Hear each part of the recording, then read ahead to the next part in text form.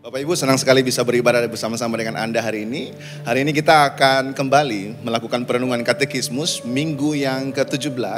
Dalam pertanyaan yang akan saya bacakan, kemudian jawaban kita akan baca bersama-sama.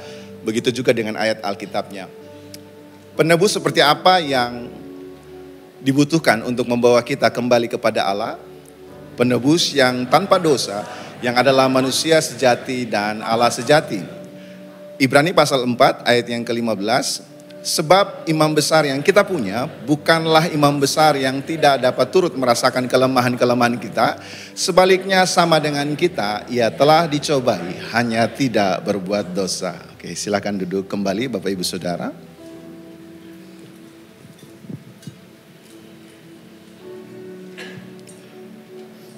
Mengapa kita memerlukan penebus yang adalah manusia sejati dan Allah sejati? Saudara, kita hidup di dalam budaya yang mendorong kita untuk mandiri, produktif, dan berhasil dengan kekuatan kita sendiri. Ini bisa berdampak pada cara kita memandang keselamatan seolah-olah bisa diraih lewat modifikasi perilaku, moralitas, atau mungkin perbuatan baik. Banyak orang merasa cukup asal tidak berbuat dosa, Tuhan pasti menerima. Tapi apakah benar demikian?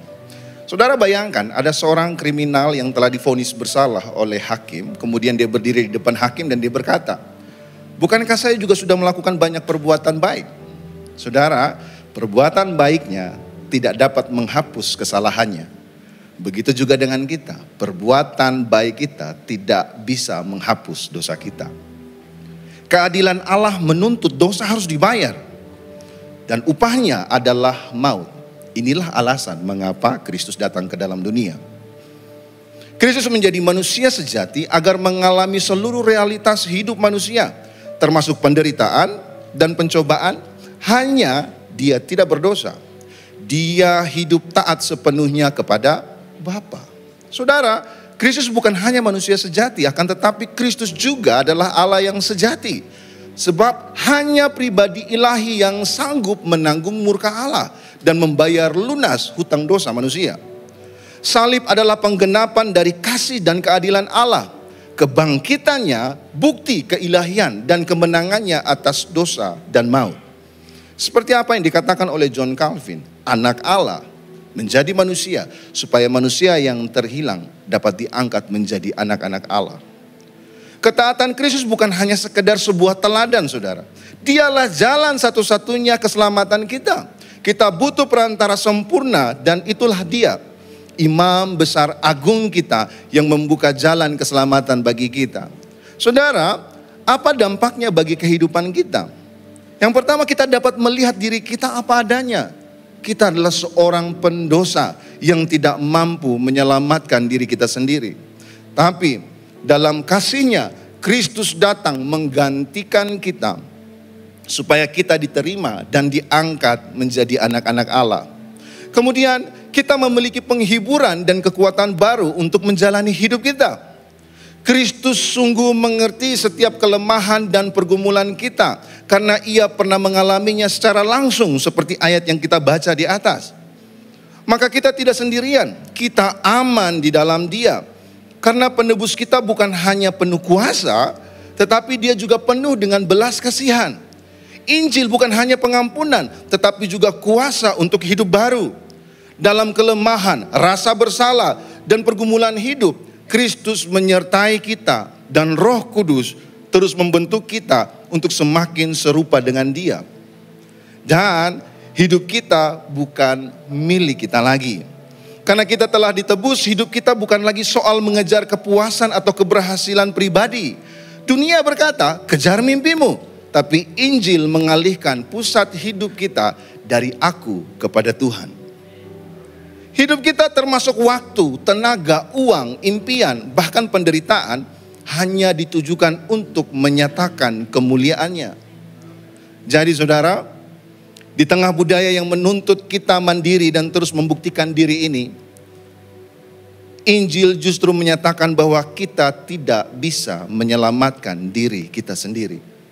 Keselamatan bukan hasil usaha kita, tapi anugerah Allah melalui Kristus. manusia yang sejati yang mengerti kita, dan Allah yang sejati yang sanggup menyelamatkan kita.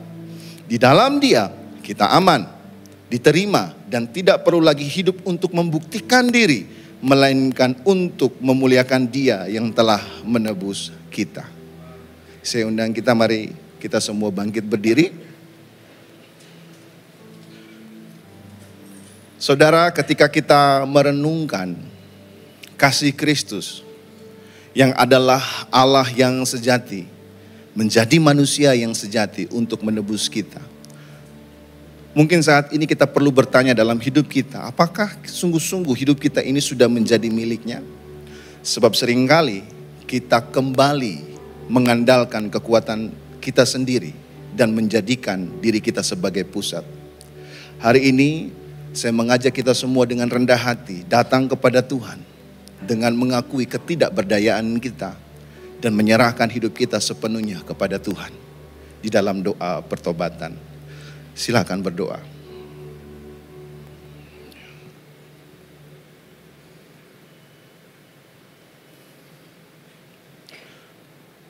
Bapa, kami datang di hadapan-Mu Tuhan.